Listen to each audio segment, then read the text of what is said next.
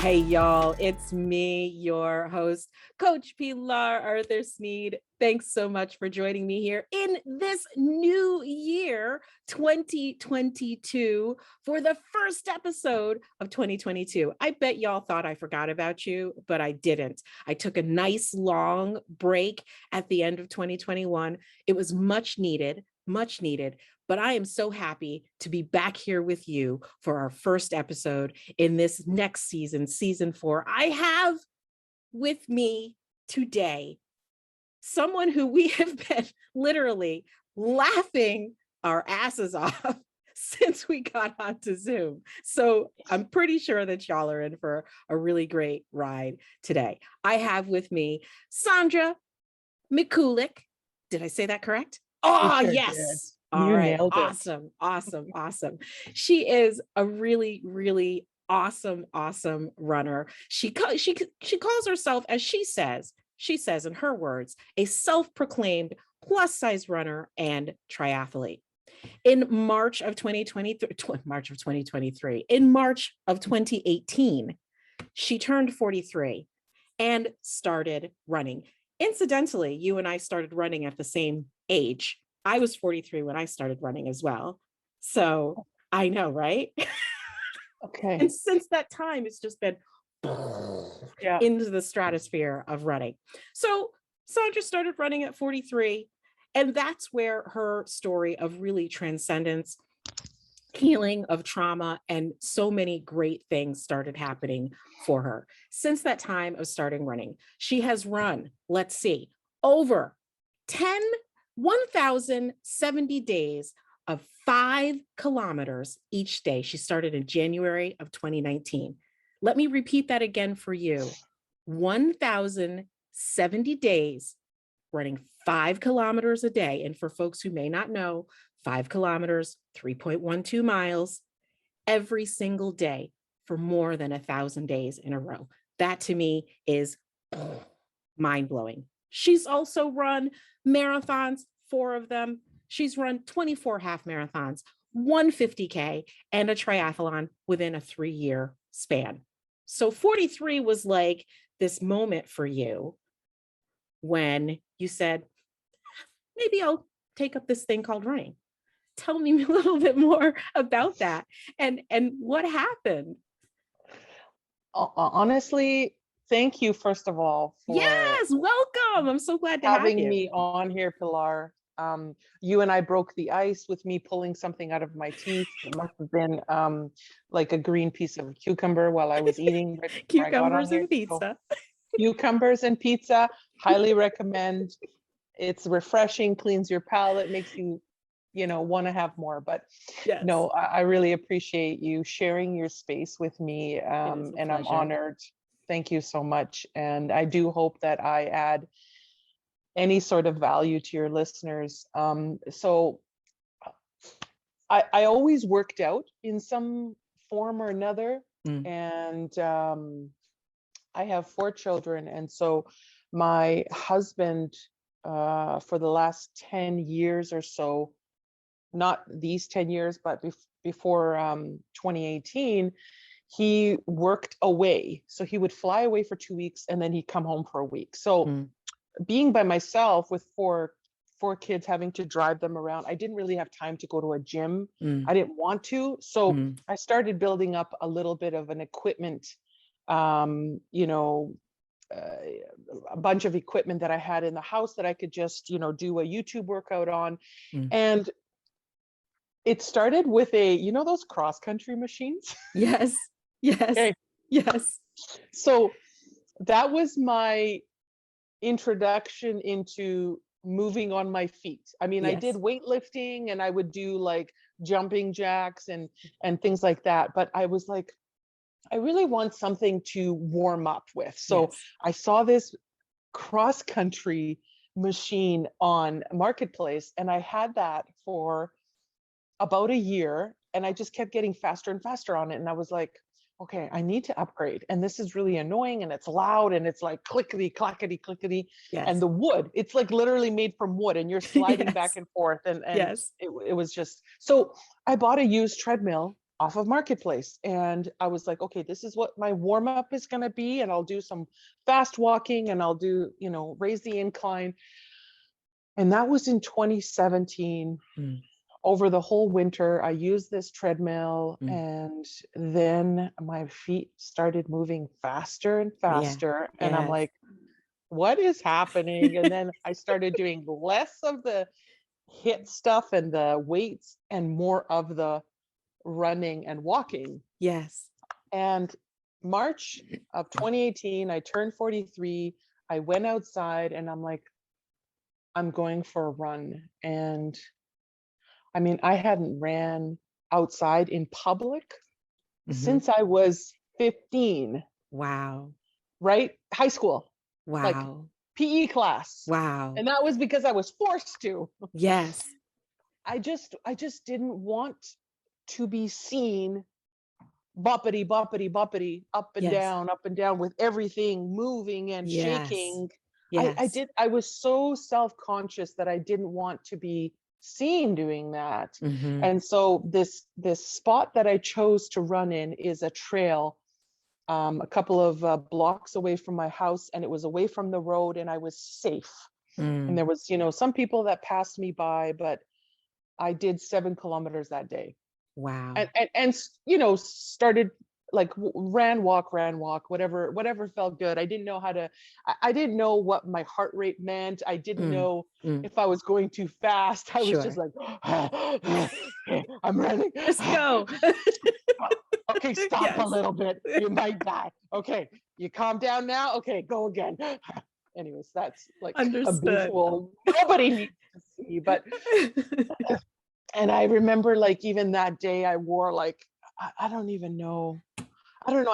I wore all these things to cover myself up with. I tied the sweatshirt around my waist so that I could control my stomach from flopping. But when I came home that day, I was just like, what just happened? What just took over my body? I am a rock star. Sign me up for the Olympics. Yes. Yes. And it's funny because, I attribute Instagram to my success. Yes. In the sense that and this is like kind of a sad story, but it's just the truth. In 2018, when I decided to start an Instagram account, my cousin used to call me elegantly filled. My Eastern European cousin who doesn't know any better and still lives on the farm. Yes. But he had this nickname for me my whole life. And anytime he would see me, even when I was 60 pounds lighter than I am now, even as a 18-year-old, 19-year-old, he called me elegantly filled. And I remember as we turned the clock, 2018 started, and I wanted to start this Instagram account that was private, but it was more of like this self-loathing account. And I took this picture of myself in a tank top, and my gut was hanging over my leggings. And I was like, okay, I'm going to post that. And I don't know what changed, but as I started getting more and more on Instagram, my feed was curated and I was only seeing runners. And I decided to change my profile. I changed the name. I thought of what name could I come up with that still represents my size. And at that time, I changed my name about 6 months ago, but I was Big Fit Mom of 4 _ runs. And that was my name from the self-loathing one. And took that picture off, never posted it, or took it off, deleted it, never kept it up, and made my page public. And the more and more I saw other people that looked like me running, it fueled me. And I came across Mirna Valerio. I listened to her podcast with Rich Roll. I listened to it about 3 times. I took notes. And then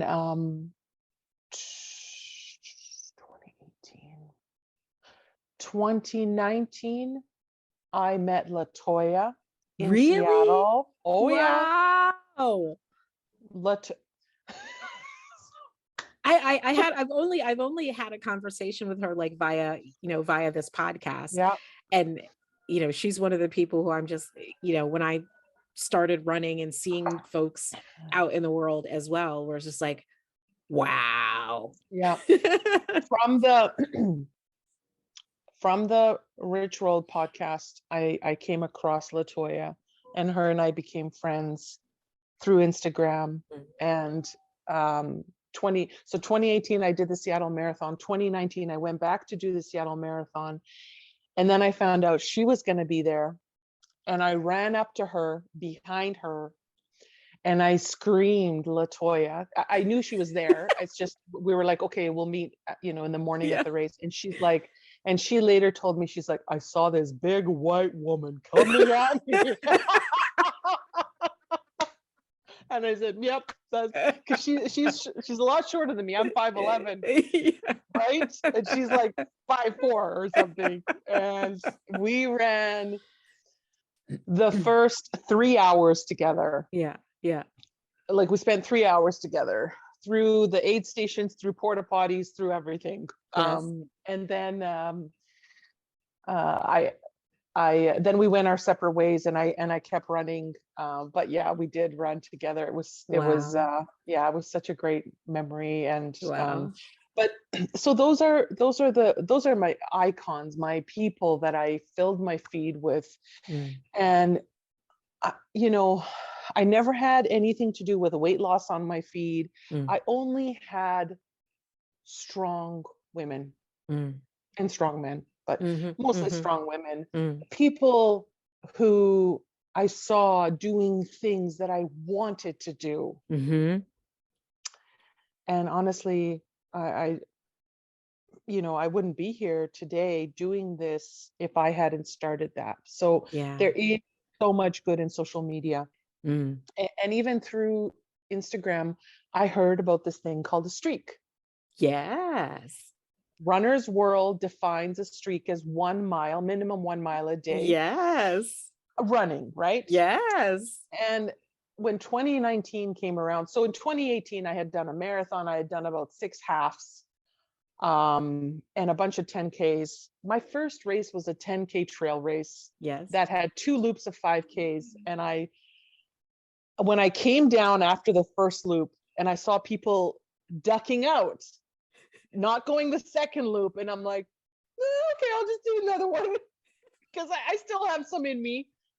But I just found this energy, these endorphins that I had never experienced before, this euphoria. And when you know, right? I don't have to explain it to you. When you know, I was like, oh my God, I want more of this. I want more of this. I want all of this to be a part of my life. And then in 2019, because I had, these streakers in my feed, I decided, January 1st, I did a 5K with a friend, and I was like, oh, I guess I'm doing 5K every day. I said that to myself. You were just like, okay, I ran a 5K, so I guess I'm doing a 5K every day. Okay, I'm not sure it really works like that, but you know what, Pilar? Fine, if I had thought about it, yes, if I had thought about it too much, and if I had planned it, if I had thought about it before December 31st, and if I had made a plan, an agenda, I wouldn't have done it. Yes. That's not how I function. I understand. Fly by the seat of my pants. I understand. Do it. And then if there's something wrong with it, then come back and fix it. But just do it. We have a lot in common. I'm seeing that. Starting to run at 43. I am simultaneously a planner, but I'm also like, I don't like to think about like really big decisions for a very long time if I can help it, because what'll happen is it becomes paralysis by analysis for me. And so I'm like, okay, I just need to make a decision. Do you want to do it or not? And then I quite often, especially in the running realm, all of the Yeah. things that I've done have been done by just being like, okay, I'll just put my name in and I'll see what happens. If I get picked, I'll figure it out. Oh, I just got picked. Oh, great. I'm going to have to figure that out. Yeah. Yeah. Oh, I, look. I, I I think I think I can relate to that a little bit. And Oh my just, and God. then just being like, oh, okay. Now I'm like, oh my gosh, and feeling like utterly terrified because I just made a commitment to do something that is like so far beyond of what I can conceive for myself in this moment. And then just going and just being like, I'm just going to put my head down and get it done. Yeah. Like if somebody had told us to do that in life, we wouldn't have believed them. That's right. Like I we say that all the time. All the It's so time. true. Like if I go and tell my kids to just go do it, don't plan it, they'd be like, what are you talking about? School teaches us to plan things. Okay. But like you just said, paralysis analysis, You paralysis by analysis. paralysis by You so true. So plan, true. you try to make I think what it is that we live in such a world that people are afraid, they are really afraid, number one, to fail. That's the first thing. And then people are also afraid to succeed. It's twofold, because if you fail, people are watching you and they're like, oh, see, you tried and you didn't do it, and you fell flat on your face. See, you shouldn't have tried. And then, but then if you're successful, then there are expectations that come with being successful at what you do. And now you have to try to like meet the expectations, or at least before you come to a point of where you start to understand that like it doesn't matter what people are expecting of you. It doesn't matter if people think that you're going to fail. It doesn't matter what people think if you fail. All that matters is what you do with your time and what do you want to get out of it. Like it is so true. And people, it's and I almost like to think, not that I like to think it, but I kind of think it's true that if people think they're going to succeed, they are more afraid of the exposure of succeeding because they're exposing themselves even more. So it's easier to sit still. Agreed. It is. I mean, sure, it's easier to sit still. Agreed. Of course, it's easier to sit and not do my 5K a day.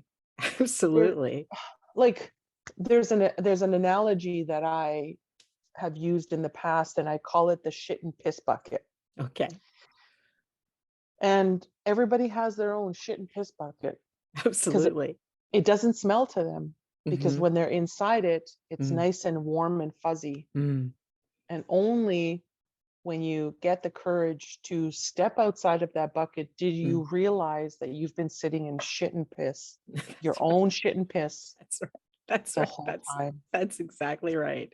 That's exactly right. And So only do you true. realize when you get out of that bucket that nobody actually cared that you were sitting in shit and piss. That's right.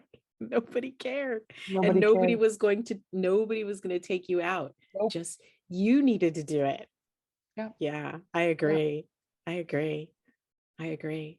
So in what ways has, it's really a twofold question. In what ways has running changed you? You've talked a lot about, on your page, you've talked about how running has been this healing space for you. So just running in general, but then picking up running 5K a day, how has that changed you? So that's such a it's such a complex question in the sense that running has not changed me physically.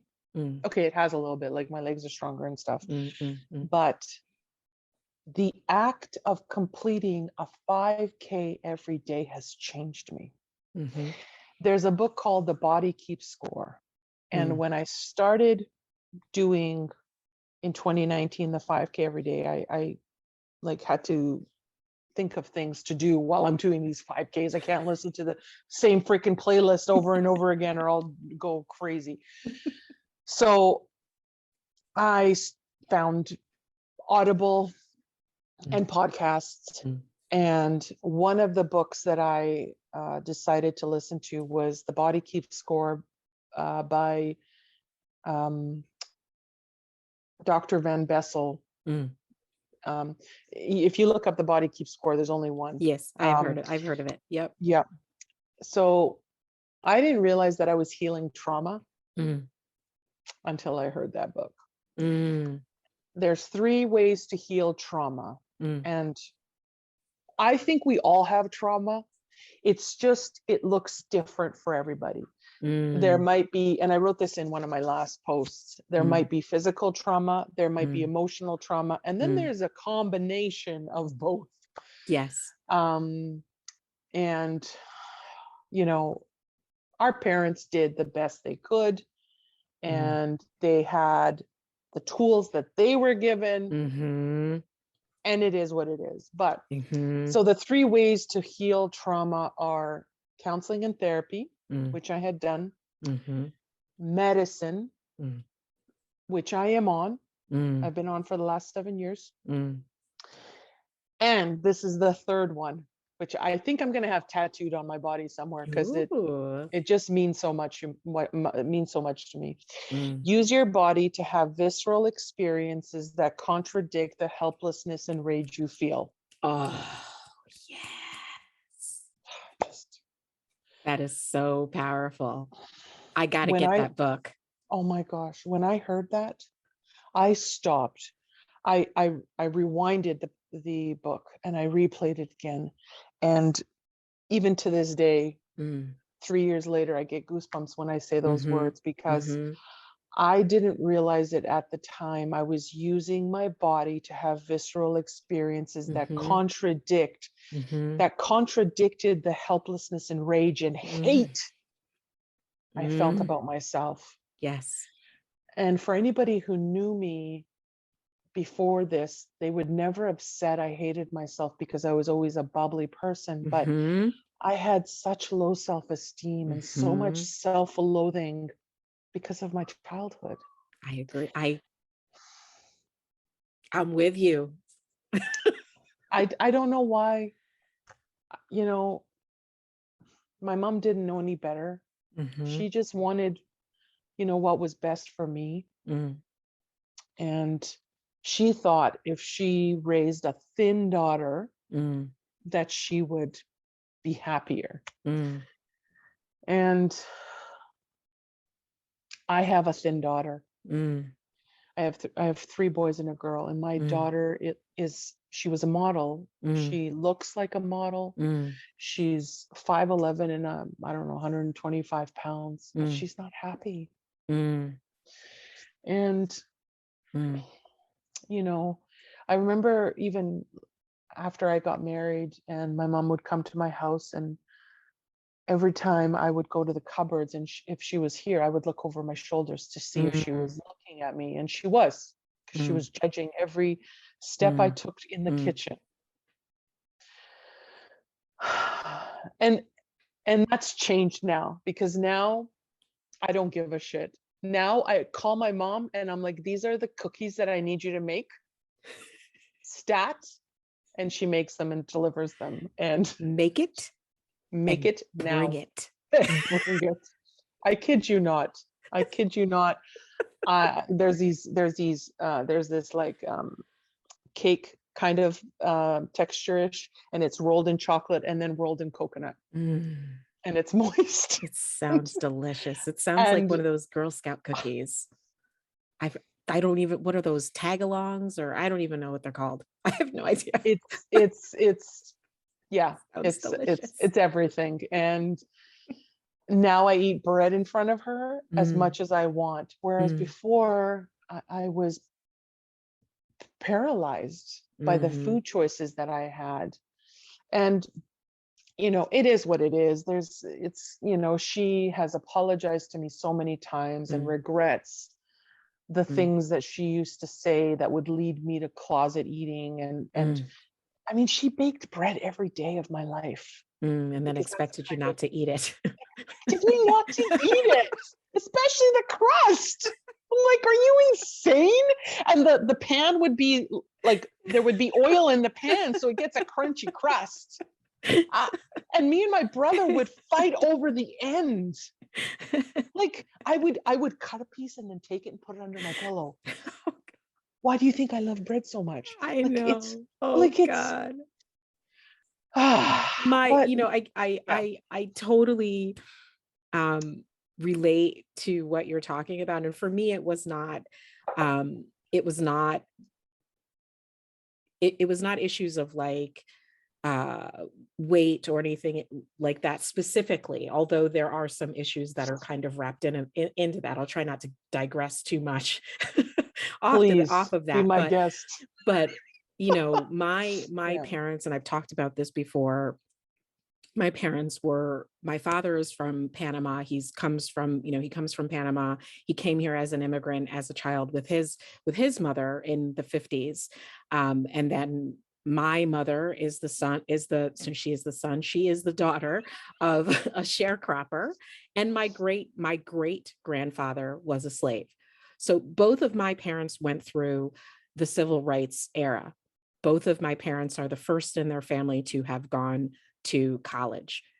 And obviously both of my parents are Black, my father being Afro Latin, and my mother being a Southern, raised Black woman. So how they were raised and how the things that they went through as Black people that's how they kind of raised me. And verbatim, the things that they told me from the time I was this high was, you're Black, and not one person is ever in your life going to think that you're anything. People are going to think you're shit because you're Black. Now, like you said, it's not that they were trying to tell me that I am. That's not what Yeah. Yeah. that was not their intention. I understand that. Yeah. But you internalize that. How can you Mhm. expect a child to take that message and not hear, you are not worth anything?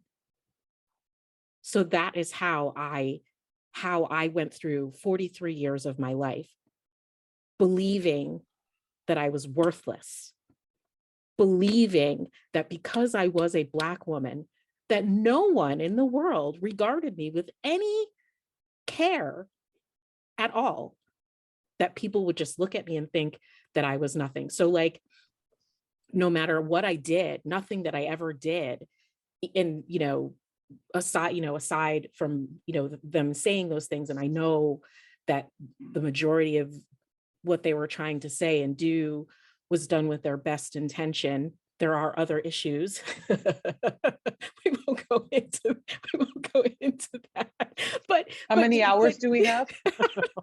we won't go Yeah. into that, but Yeah.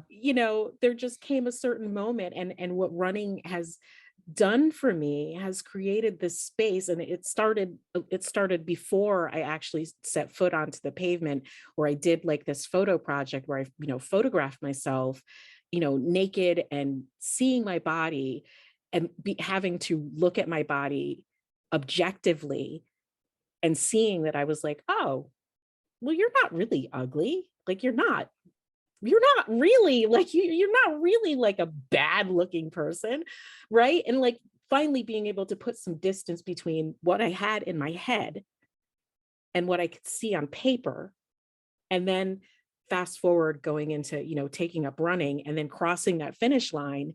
And no matter, like I said, no matter what I had accomplished, and I have and continue to accomplish quite a bit, but I never ever thought until I crossed the finish line that I was worth anything.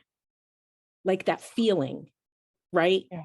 like that feeling of empowerment and feeling like, wow, that having that moment of like, everything that I was ever told is an absolute and complete and utter lie. The biggest fabrication that ever existed.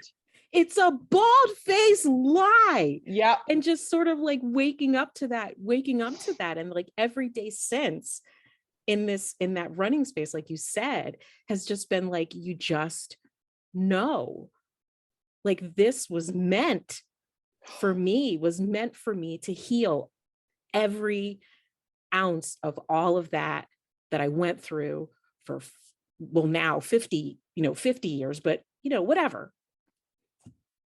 There's no way you're 50. I am. I'd like to see some ID, please. I just turned 50 December 1st. No, you did not. I did. Oh, I did. I'm allowed to swear on here? It's totally fine. Oh, wow. Yeah. So like, I totally like, I get it. And those words are so, so powerful. And when you started running, what we don't realize we were doing is every time we shook our bodies, and I know I look like I'm having but every time we shook our bodies, we were shaking off layers. And we were changing the cellular structure, the visceral and cellular structure of all our thoughts, which were almost so ingrained even into our bloodstream. When I heard that Audible book, and that was the first thing that changed me. The second thing that changed me was James Clear's book, Atomic Habits. We've all heard of it. Yeah. But do the thing which you want to identify with. So if you want to identify as a couch potato, be the couch. That's right. Be the best couch pillow you can be. Be all that you can be on that couch. Do it and do it well. You get your potato. Make sure it's a hot potato and it's warm, because you're going to be there for a while. Make sure you have water close by. But do the thing that you identify with over and over and over again. And this was about midway into 2019.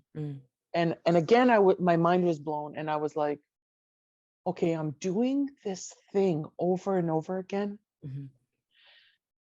And I was like, I'm a completer. Because before I identified as a non-completer, somebody who started something and didn't finish. And that haunted me my whole life, which is why not to say that my whole life I was a failure. It's just, I started college, didn't finish. I tried to start again, didn't finish. And I felt like a failure. But every time I did the 5K, I was like, wow, I did that thing I didn't want to do. That means I'm a completer. That means that lie I told myself my whole freaking life is a lie. And the third person who I heard, which was on a Ritual podcast again, and this was at the end of 2020. No, this was at the start of 2021. There's a guy by the name of Andrew Huberman. His Instagram is Huberman Lab. Also has did a podcast with Ritual. So January 2021, I started a 23 burpees a day challenge. Okay.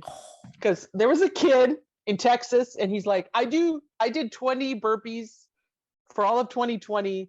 And now I'm doing 21 burpees. And I was like, okay, if this 13-year-old kid, and we're still friends to this day, can do 21 burpees a day, I'm going to do that. Like just random. I don't even know how it came onto my feed, but I was like, okay, why not? Why not add it to the, hey, you know what? I'm a rock star. I've already been doing 5K for 2 years. Like seriously, this is what I can do anything. Well, yes. Pilar, let me tell you what happened in the first week of that. My body was like, no, the fuck you're not. Who the hell do you think you are? Get back in your hole. Keep doing 5K a day. Okay, we're going to let you do that, but you're not doing 21 burpees a day.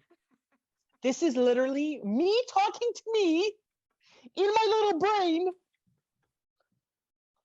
and me fighting with me. I was like, what the hell is going on? Literally, I was having not convulsions, but I was like agitated. I was downstairs at 10 o'clock at night and I'm like, oh, you have to do these burpees. This is so stupid. And my husband's like, what are you doing? I'm like, leave me alone. I have to do 21 burpees. And it was, but I heard Huberman Lab and he said, and this is something I'll never forget. He said the nervous system controls the brain. Its only job is to protect you every single day.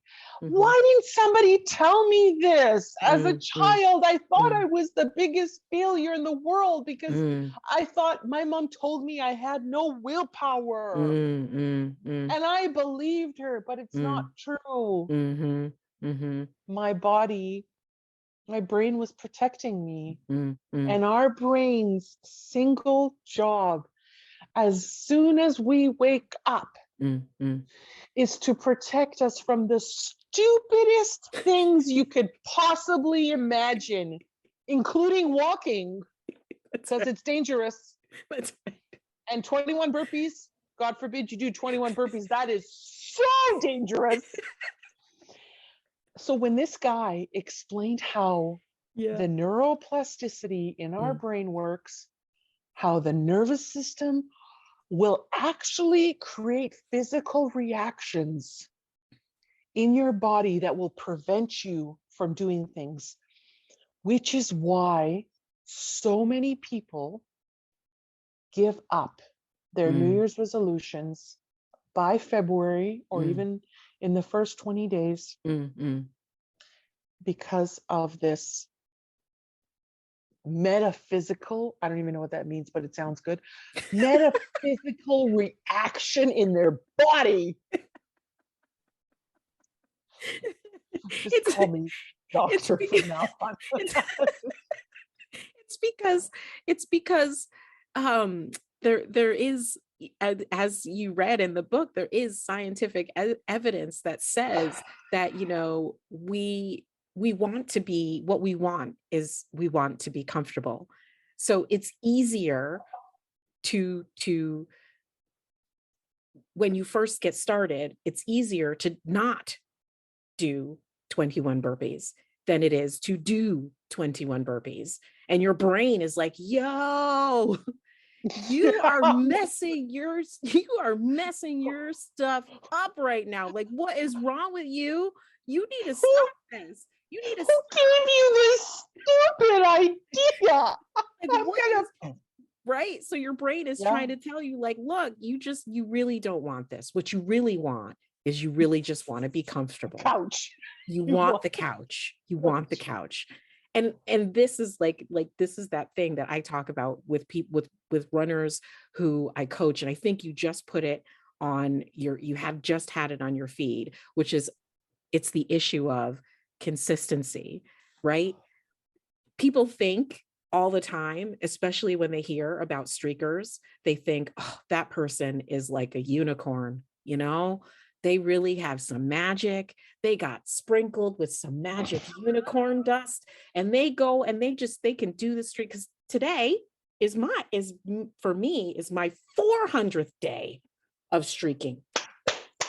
Yes. 1 mile every day for 400 days. So wow, I'm so honored to be on your I'm honored to be 400th with you. day. I'm Oh honored to my be with you. gosh. Right. So Oh. it's not, there are days when I'm just like, I really do not want to do this. I don't want to do it. But I tell myself, just run for 10 minutes. 10 minutes. You can literally do anything for 10 minutes. Like, I can drink water for 10 minutes. I can go into Walmart for 10 minutes. I can go to my refrigerator and find something to eat and eat that for 10 minutes. So I can surely I can spend 10 minutes of my time in my day to run for 10 minutes. And if at 10 minutes I don't feel like running anymore, I can stop. And that, without fail, every single time gets me to go to do what I need to do. And that's it. So it's the consistency part that people miss, and getting over your brain being like, stop it. Just stop. And I think it's because we were sold. There is money to be made behind the word motivation. Yes. Yes. And it's an industry. And if we told people that it has nothing to do with motivation, that's right, that it has everything to do with consistency, there would be no money to be made. Yeah, unfortunately. Exactly. It has everything to do with, like what you said, which is in that moment when your brain is literally screaming at you, stop, don't do it. Just choose the easier way. Choose the other path. That's so much easier and comfortable. It feels good, just as good, right? You have to like overcome your own, I call it overcoming your own inertia, right? Like you gotta just push yourself just a little bit. just a little. And the other moneymaker is change your life in 21 days, 30 days, 60 days, 90 days. Yes. If we told people it actually takes like 2 years, they would be like, just get out of my face, right? They would be like, you're lying. You're a big lie. That's not true. Or even that change is something that is it's an ongoing process, right? Like, because if you think about it, I was actually thinking about this the other day. I was thinking about that like, it's impossible for things to remain the same. Because if things remain the same, then we'd all still be basically embryos. Right? We'd all still be living with our parents. Well, I mean, like in order to, like, in order, yeah. You know, That's in order a bad to, example. That too. I mean, that too, like you have to like be born, and you have the sperm and the egg have to come together, and then there's you, and then they divide, and then you become a baby, and then you're from a baby and you grow. So it's virtually impossible to stay the same. So like, simultaneously you have an industry that's like telling people that they're not changing, but also telling them that there's some miracle pill to be this different person that, you know, whatever. And there's no miracle. It's just work. That's right. It's just being. By being and doing, that's the work. That's it. Just doing. Don't think about it. Yeah. Don't plan it. Which goes back to what we said in the beginning. Yeah. Just go. Just go. And I don't think my husband's ever going to listen to this episode. You might be surprised. Oh my gosh, don't say that. Just don't tell him. Yeah, just don't tell him. But,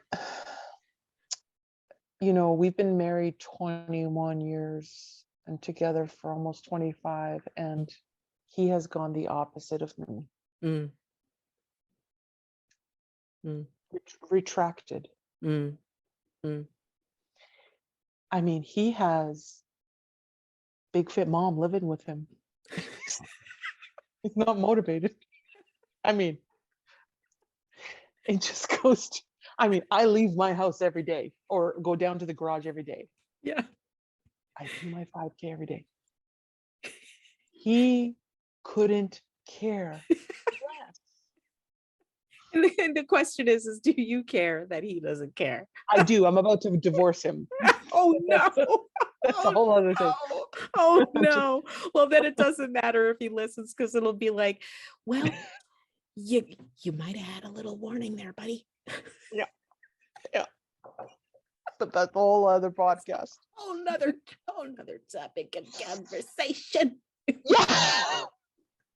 That's going to be over cocktails and a glass of wine. Where are you located again? This is seriously, if you're out in the West Coast. Yeah. Or you're in Canada, up in Canada, like Ontario, wait, BC. Ontario. I'm on West Coast. British 6 Columbia. hours from Seattle. Okay, yeah. Mm-hmm. Wine country. I'm in wine country. Well, so here's the thing. As we talked about, I have a habit. Dropping my hat in the bucket of things. Oh, right. So it's gonna happen. Seattle Marathon 2022. That's what I'm talking about. And I do see us doing a triathlon in Cozumel. Okay. All right. As long as it's a sprint triathlon. Okay. We'll make it whatever distance you want. I've never done a triathlon.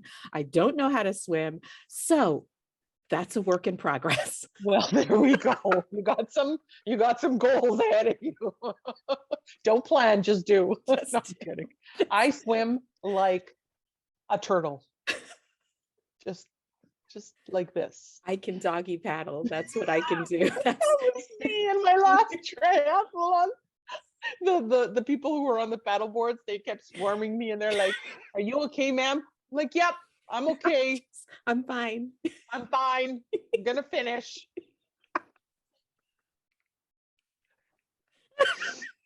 So yeah. Not a swimmer. But anyways,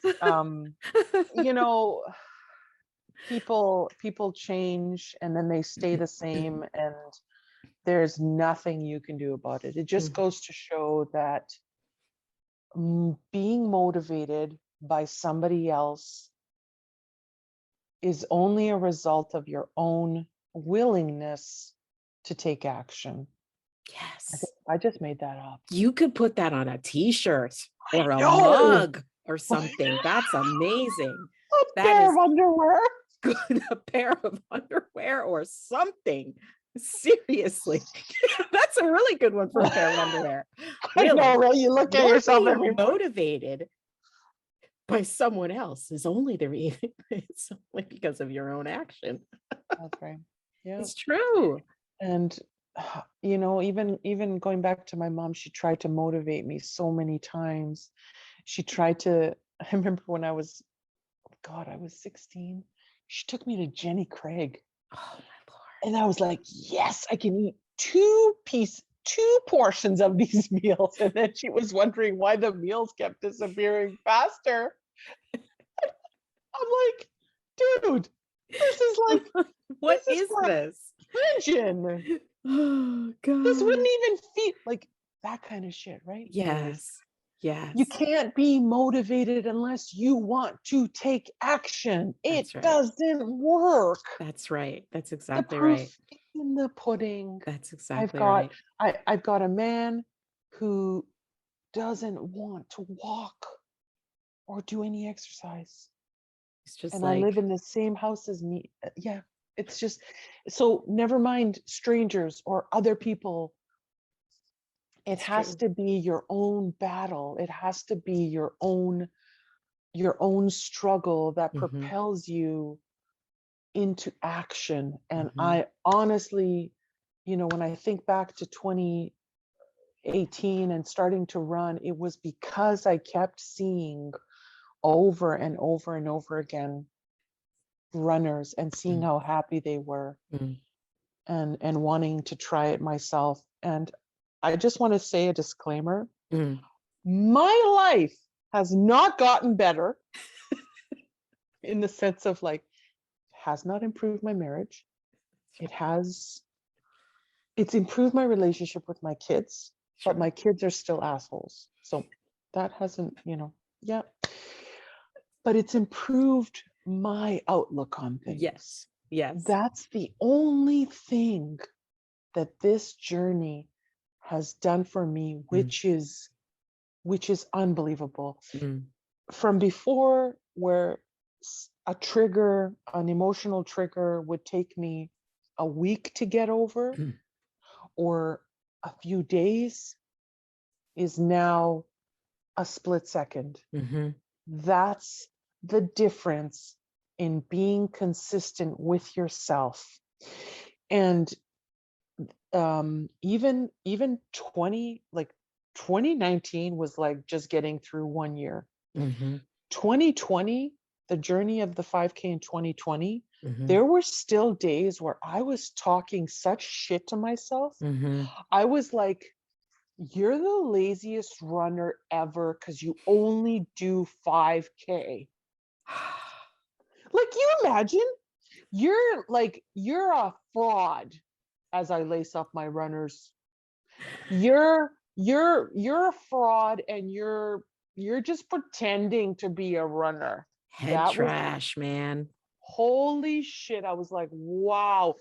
And then in 2021, it was around spring, and it was, honestly, it was the power of those burpees, because I got better in them. Like before, it was like one hand down and then one foot back. There was no jumping involved. Like, let's just be clear. It's called a burpee, but there was no jumping. There was no like fast movement. You were doing the modified version of a burpee, which is okay. It's totally okay. But there was no rapid, none of that. No. There was like sloth, like, oh, I have videos. Dude, I get it. Yeah, I have evidence. But I'm telling you, like around April, when I did my first like tuck jump back into the, like, I did a tuck jump and I left up, and you were like, what? I was like, what just happened? I'm gonna do it again, but only a couple times a week. The other, yes. I was like, Wonder Woman, who? Like, you were like, it was. Are you a Game of Thrones? Have you watched Game of Thrones? You were like, bring me my dragons. Yes. I am a sorcerer. I am the burpee whisperer. Like, we're just gonna call you Sandra Daenerys. Sandra Norris. Sandra Norris. I'm gonna make an S. Slayer of burpees. Slayer.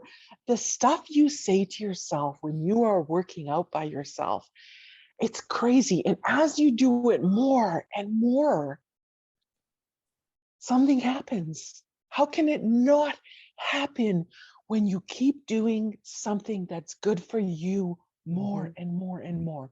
And can you imagine when you do stuff that's not good for you more and more and more?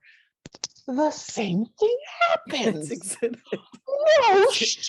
Quite literally the definition of insanity, doing the same thing over and over and expecting different results.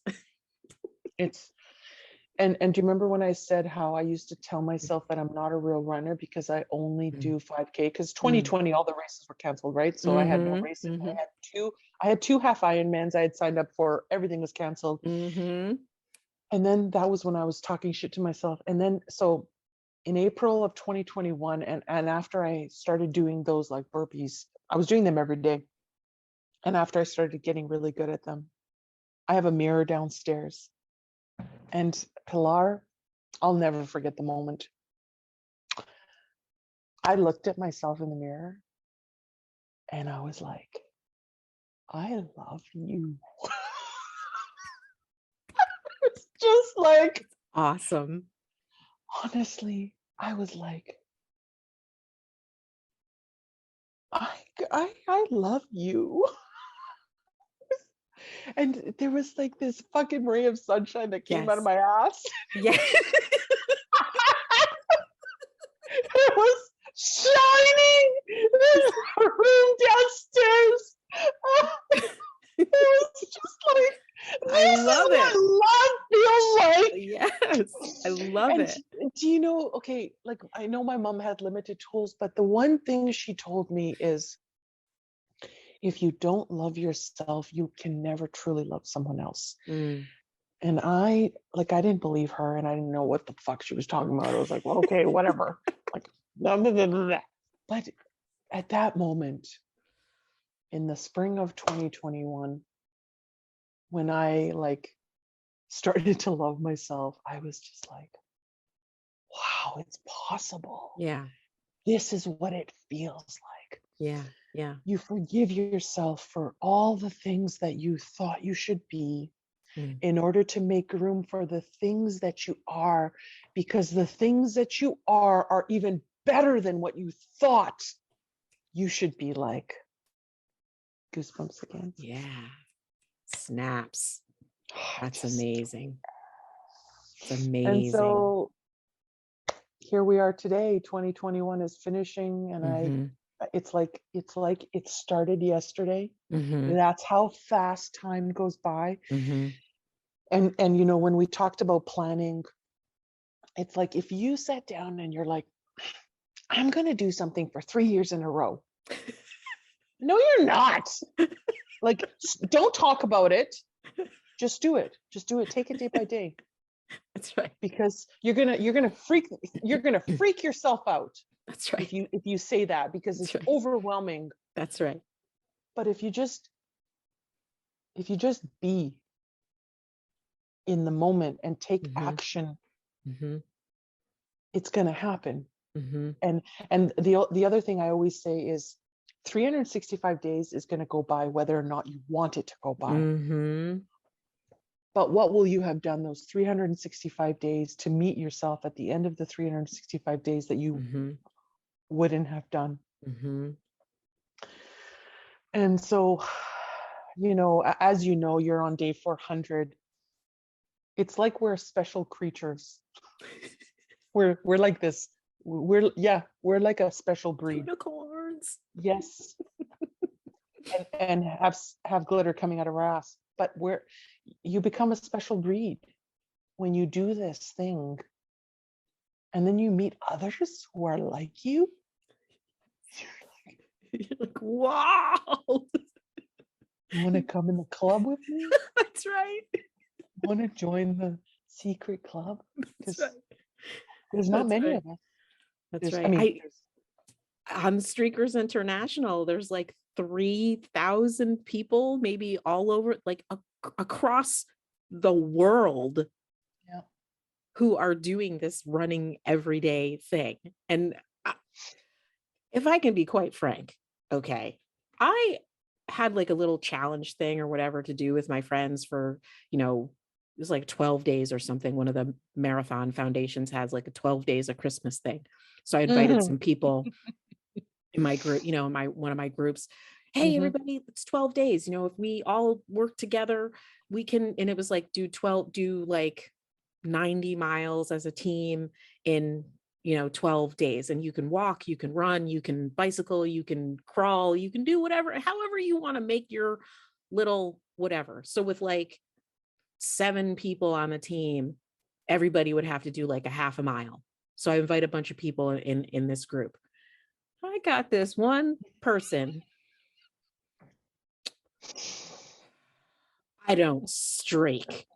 Okay, you know what? What are you doing here? Like, okay, so, but first of all, I didn't ask you if you didn't want to do it. I asked you if you wanted to do it. Stop bringing your little negative, I'm not doing it over here for 12 days, my friend. Go away, negative Nancy. If you want to do, like, literally, it would have been like a half a mile that you could just like walk around your block. I was just like, oh my God, are you serious? I cannot with you. I cannot with you. I like that. I cannot with you. I'm going to use that now. So, Yeah. you know, there's definitely like something that something that happens with this everyday thing. I think that goes maybe a little bit above and beyond the regular running thing.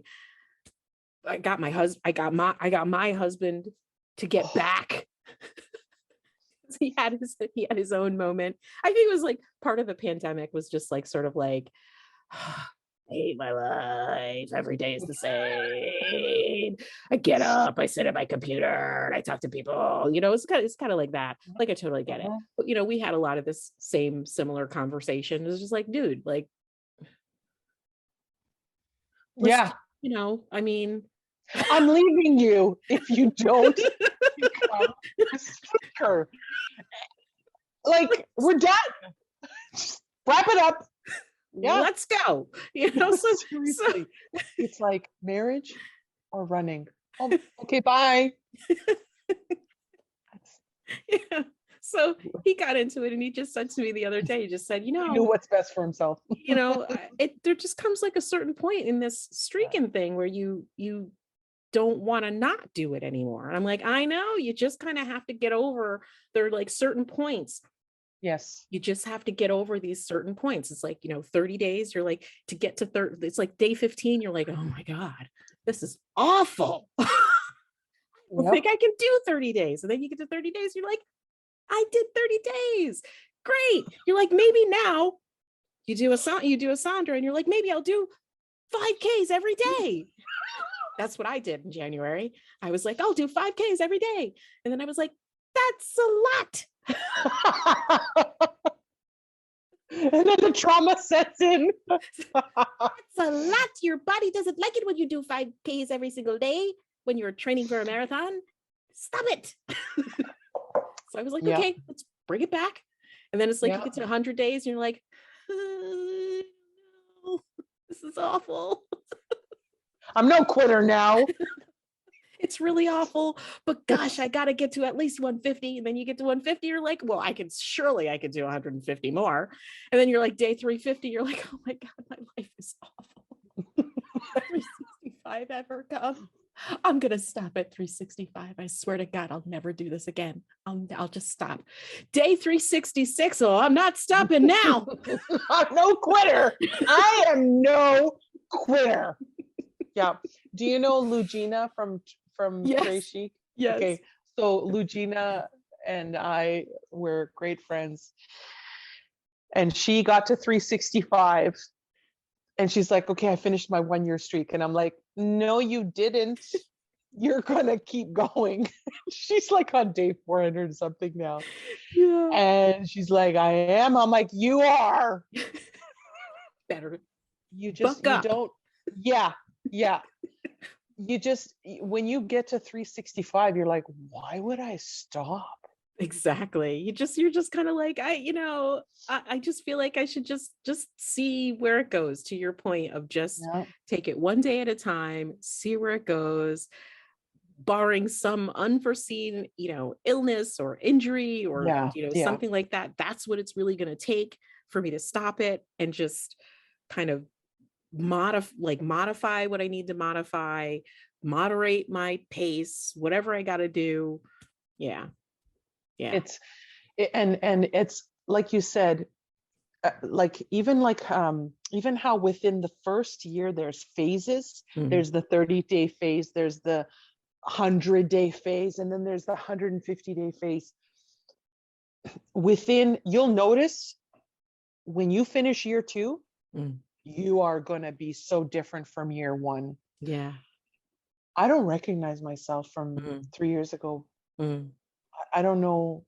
I don't even know how I was that person. mm, That's how transformative and mind-blowing it is. mm, Within these years of streaking, there's these layers you shed.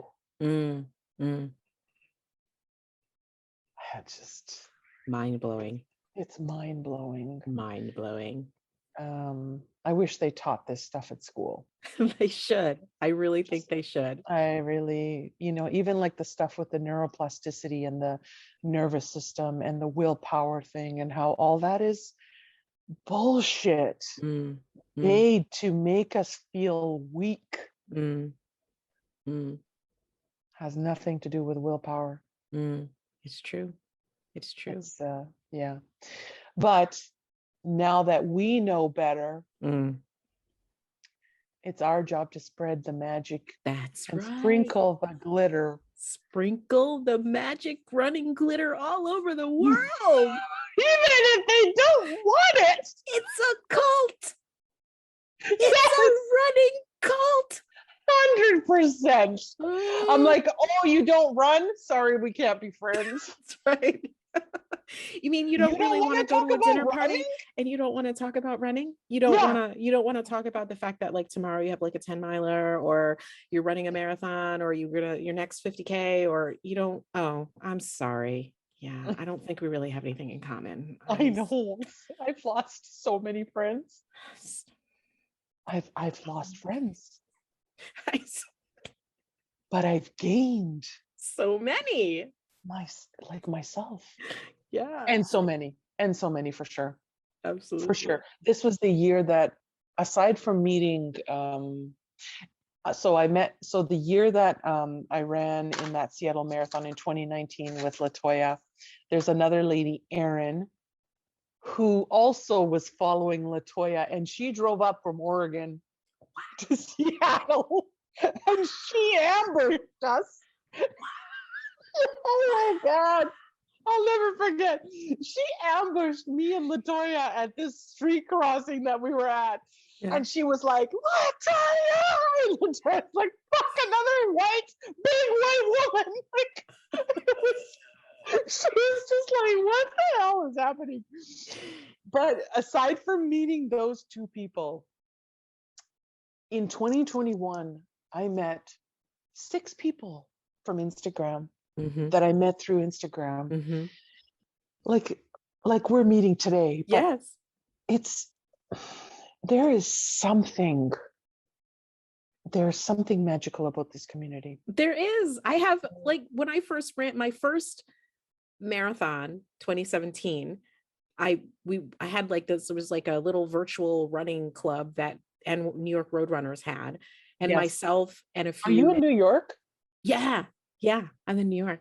Oh, guess where I'm going in Not New York City, though. I live in upstate. No. I don't give a shit where it is, as long as it's, yeah, no, I don't care. So this little virtual running group that, the New York Roadrunners had. Roadrunners, yeah, I've heard of it. And it was, it's a little virtual road running club or whatever. And so all of us are running this 2017 marathon, and everybody in this class of 2017, we really became close. And so like I have like this friend, I've actually literally never met her in person. Like we've never physically shared the same space, but like, I love her. She's my friend Nicole. Absolutely love her. Her family sent me a Christmas card. I was like, oh, that's so sweet. So like the fact that you can have those connections with people over just this thing of just like picking up your feet and moving your, and moving your body or whatever. I guess it really is a cult. I mean, I don't know about you, but in the few races that I've been in, not few, I don't mean few races that I've been in, but in some of the longer and harder races that I've been in, it was complete strangers that got me through it. Mm-hmm. Mm-hmm. Like random old dude running next to me. Yes. And I'm like, oh, okay, we're friends now. All right, let's run the next That's 6 kilometers while you that's it. talk about, I don't know what Whatever. you're talking about, but okay.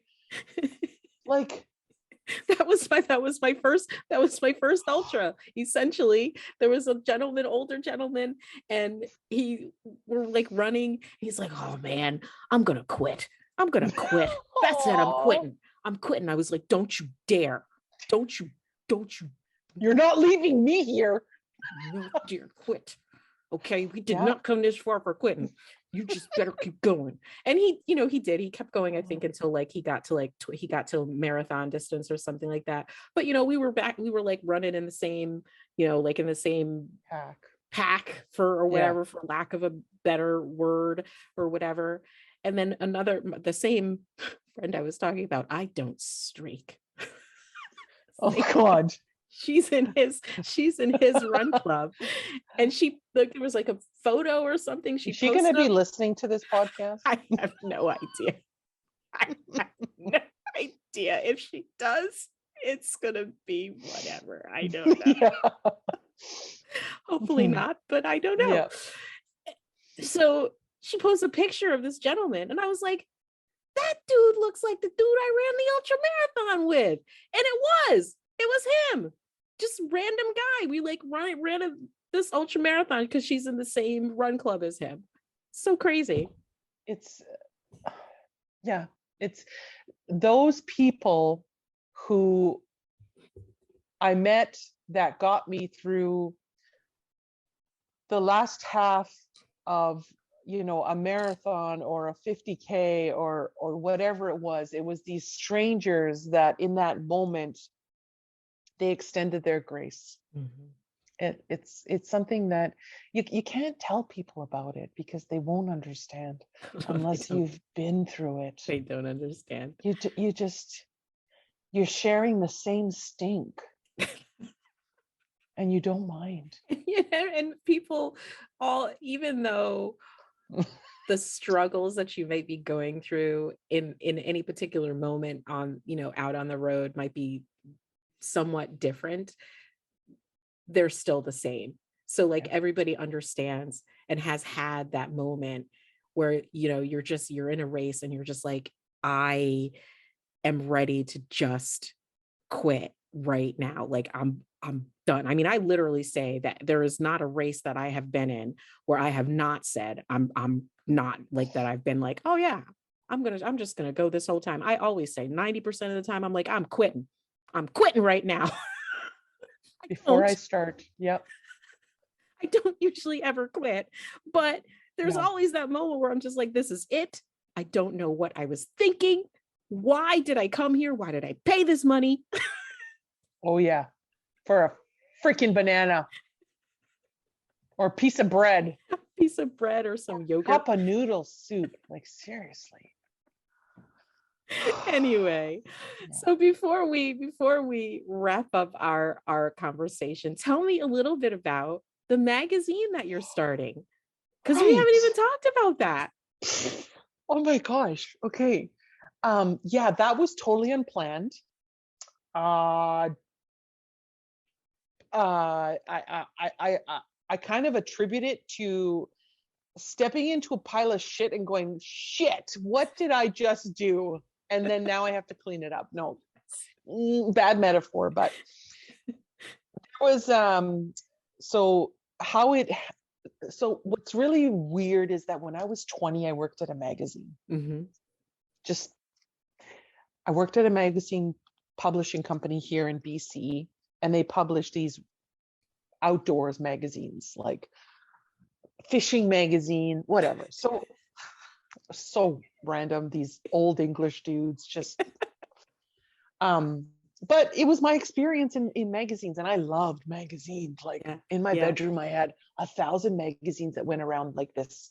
Really? The casing, oh yeah. I was enthralled by magazines, and not because I wanted to be, I don't know, maybe I did, but like I loved magazines, and I loved buying one and flipping through the pages. And like, I think it was because when we were younger, we didn't have a lot of money. And so I even like when the flyers would come with the newspapers, and like in August when it was back to school, shopping, are you kidding me? I just like, I dove into those flyers and just pretended I would be buying all these things, which I never did because my mom shopped for me and it was awful.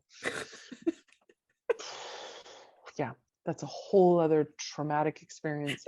But oh yeah, no, I don't want to seriously. sidetrack you, but that makes me think of like shopping experiences with my mom as well. Like we just don't have the same taste. Like, okay, so like now talking about moments of not giving a fuck, like I have a whole entire sleeve on my, you know, on my arm. My Beautiful. my mom, like for Shit a brick? years. No, actually she said it was Okay. beautiful, but for years, like I didn't even get like a real second hole pierced in my ears because I thought, oh my God, my mother's gonna like totally freak out if I get a second hole pierced in my ear. She's just gonna be like, oh my God, you're some kind of like degenerate or something like this. And then, you know, one day I was just like, you know what? I'm getting a whole full sleeve tattoo. I don't care. It's my body. I wear this body every day. She don't wear it. So forget about it. It's all mine. So when I was a kid, she would take me shopping for like floral prints. And what is pleats? You know, yeah, like do you have pleats and like patent leather shoes and like what is that store? Oh God. There's just like a store where everything is just like so square and it's just was not. it JC Penney? No, not JC Penney. Oh, okay. It's like, oh, I know what it was. It was petite sophisticate because I'm like 5'2". Oh, petite sophisticate. Petite sophisticate. Is there grande? Why isn't there a grande? Well, sophisticate. Like you freaking break. Anyway, I'm sorry. I take you away. So just no. Me think. Like, my mom came back from this department store in Canada called The Bay, and I owned a Michael Jackson red, I kid you not, red leather jacket with the zippers in 1983.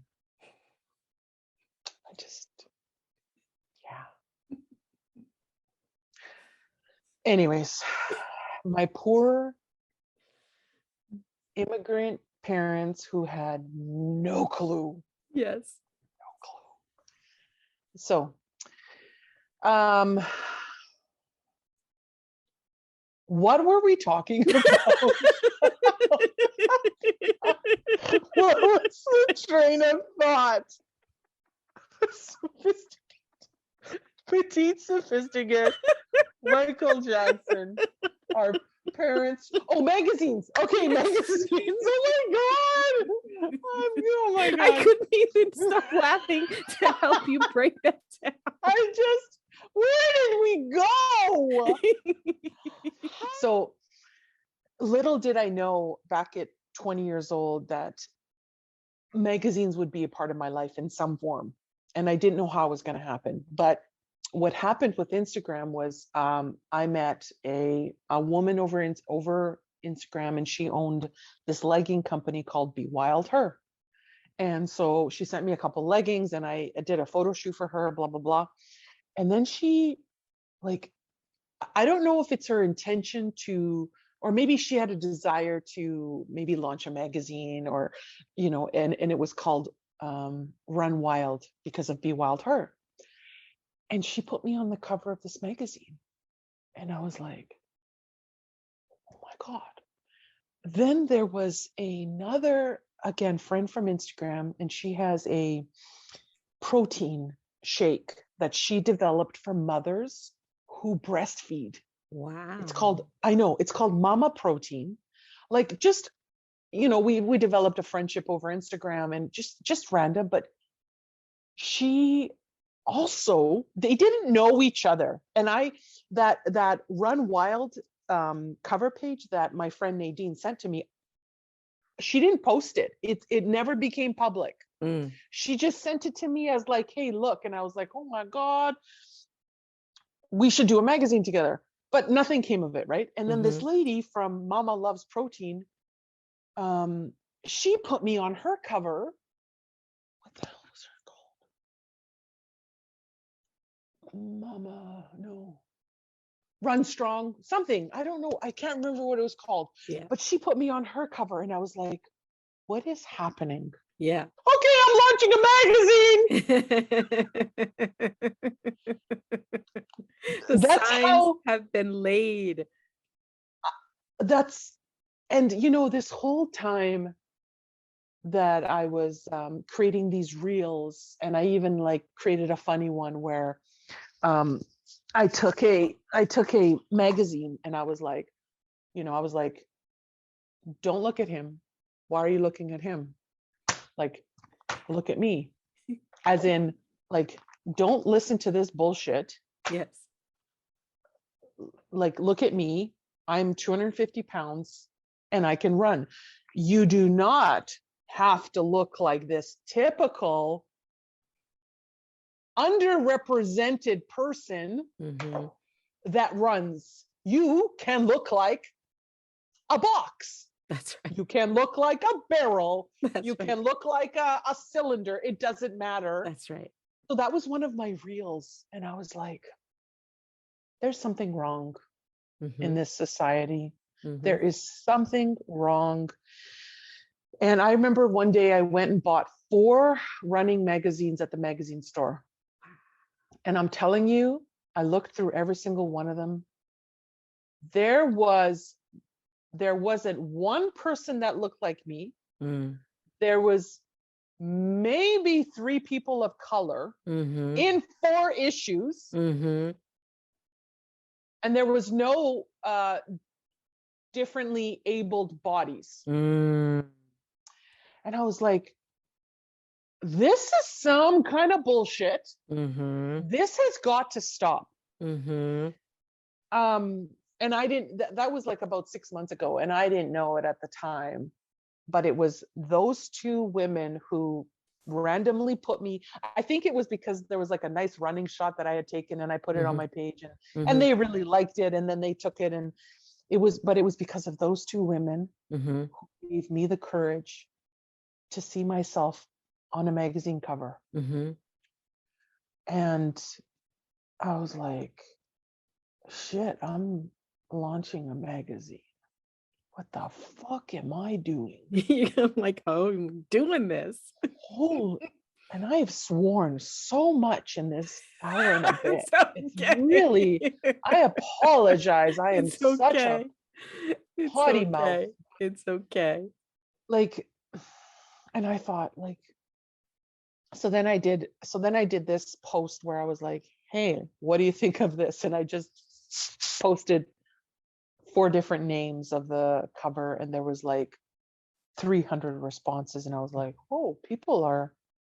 And then I did a Interesting, yeah. pre-sale, and there was like, I remember on the first day 1 was sold, and I was like, oh, this is not working out. But then I was like, and then the second day I was like, it's only 2 more sold. But needless to say, this is, it's my endeavor. It's my money that I want to spend it on. It's my really expensive hobby that I like. If I want to throw a couple thousand at a magazine that no one's going to buy, that's my problem. It just takes time.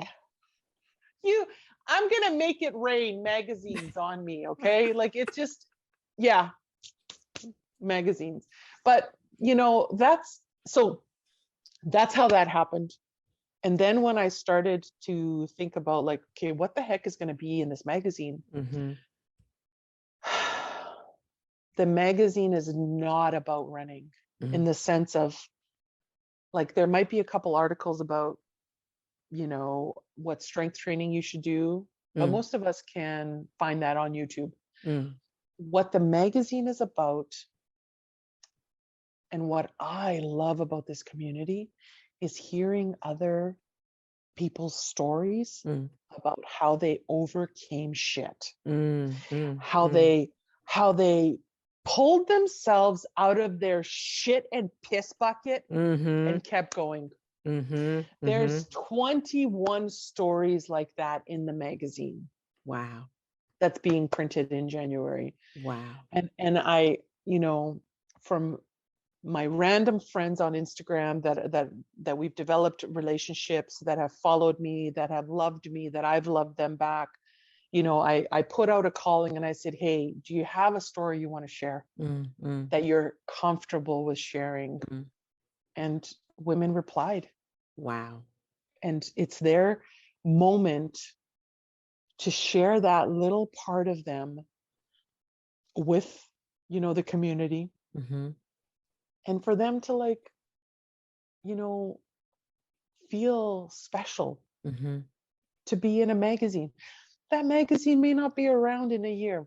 Who knows? It might be, it might not, doesn't matter. But they had the courage to share their story. And that's what it's about. That's what it's about. That's amazing. And all I want to do is I want to allow other women to take the stage. The magazine's not about me. I'm just the fancy one on the cover. Okay. And you are fancy. Because I've always wanted to be a model. My mom said, you can't, you're too fat. And I'm like, bitch, look at me now.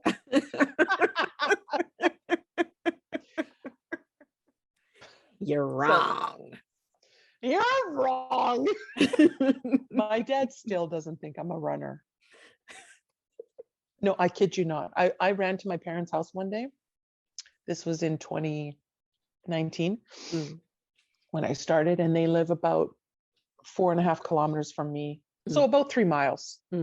And I knock on the door and I come in, and then my dad, in his Eastern European accent, he's like, you walked it here? I'm like, no, asshole. I ran it. And yes, I didn't call him an asshole, but in my head I was like, no, I ran here. He's like, oh, you walked it. No, I didn't walk it here. I ran here. Yeah. And then I ran home. I think that was an 8-kilometer run because I went through the park. And so I had done 8 kilometers to their house. But, there's just some things, like, no matter what I do, and even like showing my dad the cover, because what I did was the designer finally finished the cover. And so I printed it and glued it to another magazine so I could feel what it felt like. And I gave it to my dad, and he's like, Oh God. But you know what? Oh, I know deep down I'm so inside, sorry. it's okay, because it's his limitation, not mine. And you can't change somebody unless they want to change themselves. It's so true. It's so true. So So I'm true. like, meh, I'm just going to keep doing what I'm doing because I don't need your validation. It would be nice, but it's not necessary. And it's not my be all and all. So that's how the magazine came to. Awesome. And I think, I'm so excited for this first issue, and for these women to see their faces and their story in this print, and to cherish that. So when will the magazine debut? So January.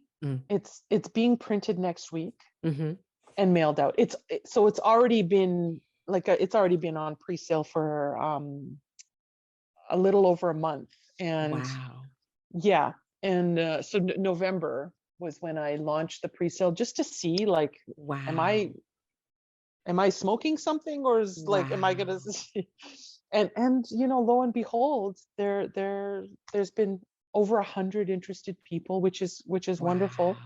And I'm hoping that once I have the actual boxes of printed copies, there's only going to Yes. be like 400 printed. Only 400. That's a lot. I know. Yeah. I mean, I guess. get that by like magazine publishing standards, Yeah. 400 is like a Print run micro, is like, is like a yeah. micro drop in the bucket, but 400 to me for a first run for print magazine that you've published yourself, you've put together yourself. This is a huge deal. Wow. I Wow. guess I'm just like, well, anybody could have done that. Wow. Anybody could have, but anybody didn't. You did.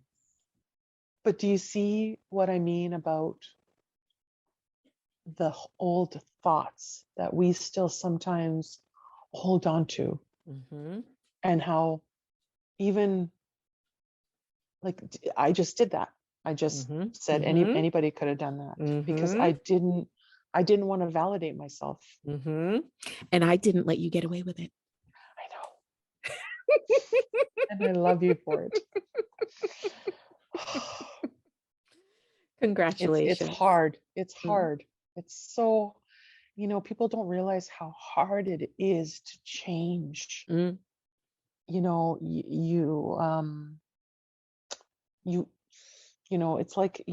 It's like when somebody puts on their shoes in the morning for the first time, or think back to yourself a year ago when you started your streak and you were like, I don't want to do this, right? It's kind of like you grit your teeth. You're like, I don't want to change. I want to self-loathe because it's easier. It's true. How is self-loathing more comfortable than self-lifting?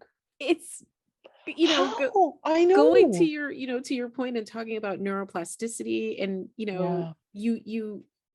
you write patterns into your brain. And so if you think about it, like if you've ever, when you go on a run, and we all have like, sort of routes that we typically will go. And let's say one day you decide you want to change your route.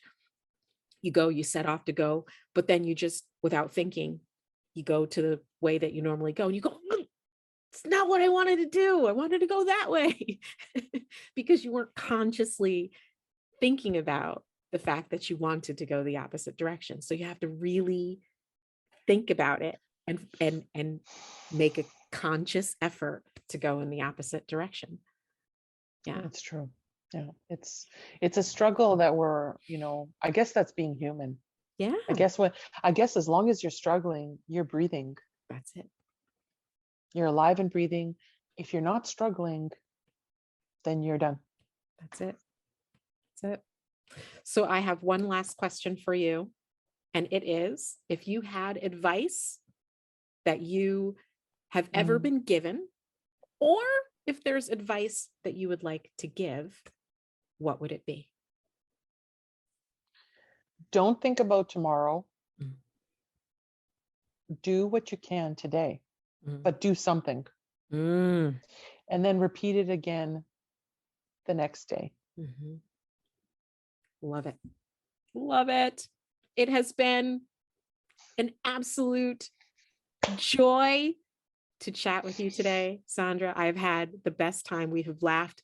I think that to date, this has probably just been the funnest interview. I'm so glad that I've had. Really. Thank you for joining me. Thank you for being like this welcoming and this.